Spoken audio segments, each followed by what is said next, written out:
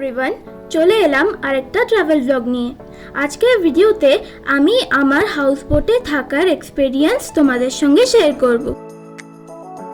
আমরা চলে এসেছি কেরালার আলেপিতে। জায়গাটা থেকেই হাউসবোটে ওঠানামা করা হয়। আমরা এখন হাউসবোটে ওঠার জন্য ওয়েট করছি। তোমরা এই ভিডিওটাকে পুরোটা দেখো, আমার সাথে থেকো।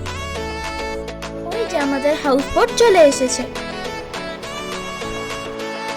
কি সুন্দর না জায়গাটা। আর কিছুক্ষণের মধ্যেই আমরা উঠে পড়বো হাউসবোটে। আমার ভিডিওটা ভালো লাগলে অবশ্যই লাইক করো আর শেয়ারও করো, আর অবশ্যই আমার চ্যানেলটাকে সাবস্ক্রাইব করো। যাই দেখি সব জিনিসপত্রগুলো নেওয়া হলো কিনা, নাহলে আমার খেলনাগুলো আবার মিস হয়ে যাবে। এবার আমি ফাইনালি হাউসবোটে উঠবো, কিন্তু আমি সবার আগে উঠবো। এই যে আঙ্কেলটা এই বোটটাকে অ্যাঙ্কর করছে।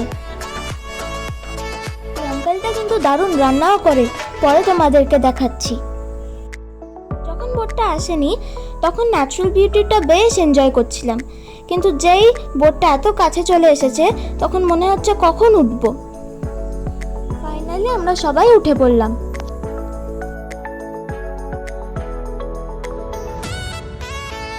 উঠেই পুরোটা ঘুরে দেখে আমি নিজের রুমটা পছন্দ করে ফেললাম। চলো তোমাদের দেখাই।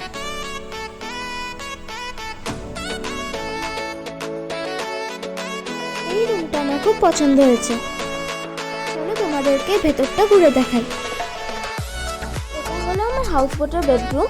এখানে খাটে শুয়ে শুয়েই আমি ব্যাকওয়াটারের পুরো ভিউটা দেখতে পারবো। উইন্ডো ভিউটা কি সুন্দর। কিন্তু আমি এখন বেডরুমে বসে থাকবো না, সবার সঙ্গে ডেকে গিয়ে একটু এনজয় করবো। এই জায়গাটা আমার সবচেয়ে পছন্দের। পাপা সবার আগে ফ্রেশ হয়ে এখানে পৌঁছে গেছে। আমরা স্নানটা সেরে আসি, মা ডাকছে। তোমরা কিন্তু সাথে থেকো। স্নান করে চলে এলাম।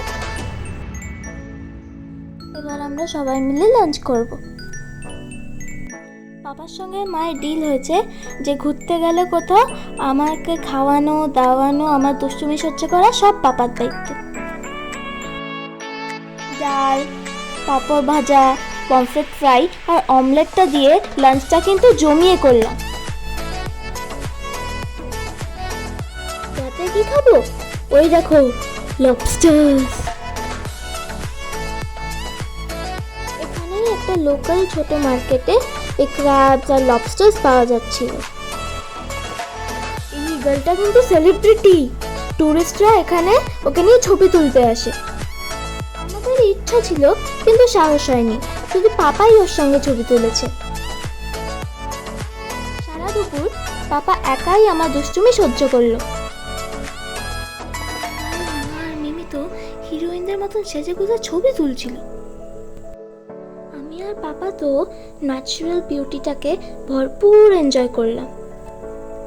এত সুন্দর জায়গা, মনে হচ্ছে কেউ রংতুলিতে ছবি এঁকে দিয়েছে। অনেকদিন পর পাপার সঙ্গে এত সুন্দর কোয়ালিটি টাইম স্পেন্ড করলাম, আর সাথে একটু দুষ্টুমিও করেছি। বিকেল হয়ে যাওয়ার পর এখানে বিউটিটা আবার একটু অন্যরকম। রাতে আবার এখানে হাউসবোট চালানো হয় না, এটা আবার একটা পোর্টে গিয়ে অ্যাঙ্কার করে দেওয়া হবে। আমরা 24 আওয়ার্সের জন্য এই বোটটাকে বুক করেছি, তো আমরা রাত্রিবেলা এই বোটেই থাকবো। এখানে বেড়াতে আসার জন্য ডিসেম্বর আর জানুয়ারি মাসটাই সব থেকে বেশি ভালো। রাত্রিবেলা বিশেষ কিছু করার থাকে না, তাই জন্য আমরা তাড়াতাড়ি ডিনার করে শুয়ে পড়লাম। পরের দিন সকালবেলা আমরা আবার একটু ডেকে বসে খুব সুন্দর টাইম স্পেন্ড করলাম আর এই সিনারিটা এনজয় করলাম। কিন্তু বেশিক্ষণ বসতে চলবে না, আমাদের টাইমলি ব্রেকফাস্ট করে ফ্রেশ হয়ে সব প্যাকিং করে নিতে হবে। আজই তো আমাদের নেমে যাওয়ার পালা। পুরো কেরালার ট্রিপটায় আমার এই হাউসবোটে থাকা এক্সপিরিয়েন্স ভীষণ ভালো লেগেছে, আর এটা আমার জন্য খুব মেমোরেবল। আবার বলছি, আমার এই ভিডিওটা ভালো লাগলে এই ভিডিওটাকে লাইক আর শেয়ার করতে ভুলো না কিন্তু, আর আমার চ্যানেলটাকে সাবস্ক্রাইব করে বেল বাটনটা ক্লিক করে দিও। আজকে এখানেই শেষ করছি। Bye bye and take care.